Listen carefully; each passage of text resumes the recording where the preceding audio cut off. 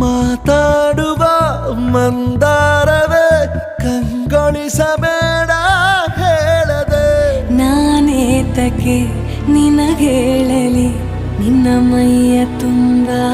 ಕಣ್ಣಿದೆ ಮನದಾಳದ ರಸಮಂಜರಿ ರಂಗೇರಿ ನಿನ್ನ ಕಾದಿದೆ ಬಿಸು ಮಾತಿನ ಪಂದ್ಯಾವಳಿ ಆಕಾಶವಾಣಿಯಾಗಿದೆ